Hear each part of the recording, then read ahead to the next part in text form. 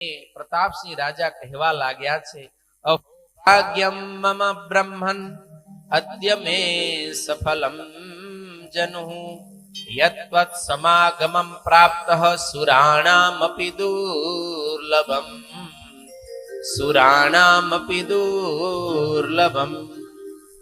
પ્રતાપસિંહ રાજા કહે છે કે હે બ્રહ્મન, આજે હું અતિશય ભાગ્યશાળી થયો, કારણ કે તમારા જેવા સંતનો મને સમાગમ થયો ને મારો જન્મ સફળ થયો. કેમ? તો કે તમારા જેવા સંતનો સમાગમ એ તો સુરાણામપી દુર્લભમ, સ્વર્ગવાસી દેવતાઓને પણ અતિ દુર્લભ છે. સહેજે સહેજે સંતનો સમાગમ મળતો નથી. જીવાત્માના જ્યારે અનેક જન્મના પુણ્ય ઉદય થાય ત્યારે ભગવાનને હૃદયમાં ધારી રહેલા સંતોનો સમાગમ મળે છે. અને આજે તમારા બધાના ભાગ્યનો ઉદય થયો કે આજે આપણા શિવગઢ ગામની અંદર મોટા મોટા અને ઘણા બધા સંતો પધાર્યા છે. એનો સમાગમ કરવાનો છે. અહીંથી દરરોજ 2 સત્રમાં કથા તો થશે જ, પણ એમાં માત્ર તમને 2 સંતોનો લાભ મળશે. પણ એના સિવાય પણ મોટા મોટા સદગુરુ સંતો, યુવાન વિદ્વાન બ્રહ્મનિષ્ઠ સંતો પધાર્યા છે. જ્યારે પણ થોડો ઘણો સમય મળે ને ત્યારે સંતોનો સમાગમ કરજો. એ સંત સમાગમ થકી આપણને ભગવાનને વિશે ભક્તિ પ્રગટ થશે. બહુ દુર્લભ વસ્તુ છે સંત સમાગમ.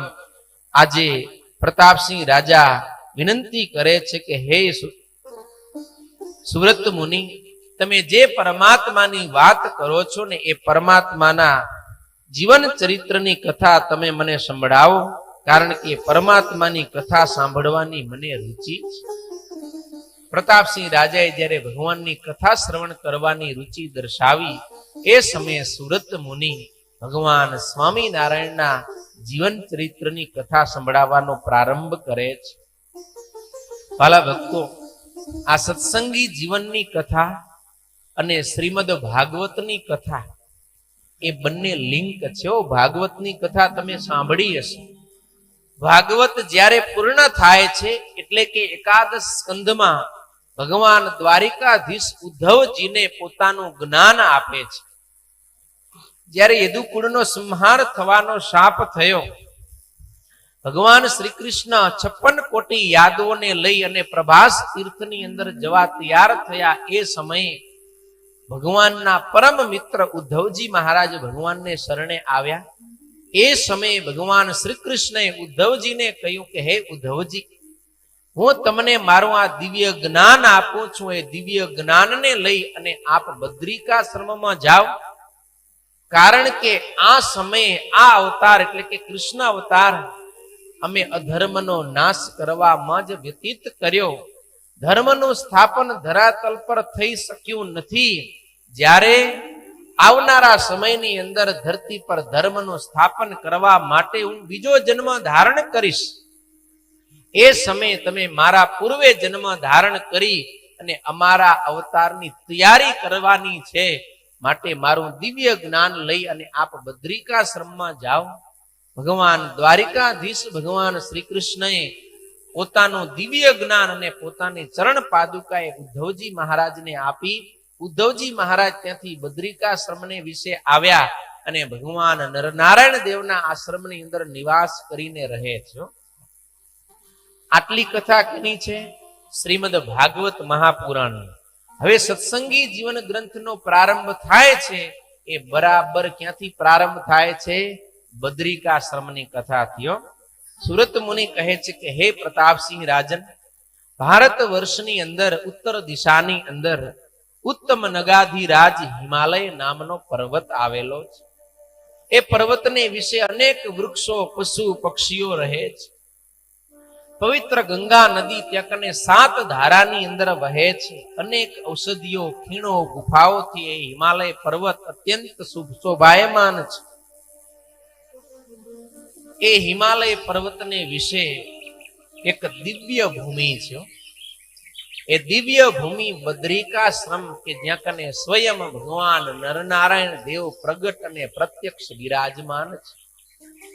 એ બદ્રિકાશ્રમ બીજું કોઈ નહીં પણ જે ભગવાનનું અક્ષરધામ છે ને એ જ સ્વયં અક્ષરધામ એ બદ્રિકાશ્રમ રૂપે પ્રગટ થયેલું છે. અને ત્યાં કને અક્ષરધામના અધિપતિ સ્વયં પુરુષોત્તમ નારાયણ બદ્રિકાશ્રમને વિશે નરનારાયણ દેવ રૂપે વિરાજમાન છે.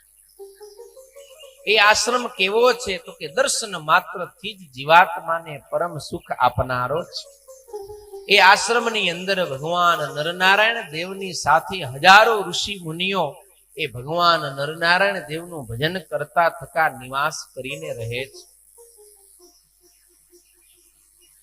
એ બદ્રિકાશ્રમ છે તો આ ધરતી ઉપર જ.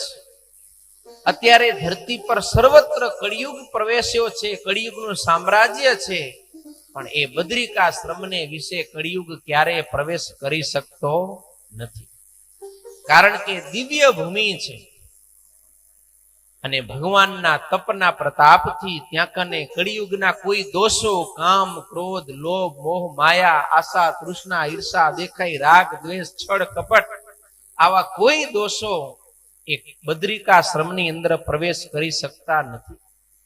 સુરત મુનિ કહે કે હે પ્રતાપસિંહ રાજન, એ બદ્રિકાશ્રમને વિશે અનેક પશુ પક્ષીઓ નિવાસ કરીને રહે છે.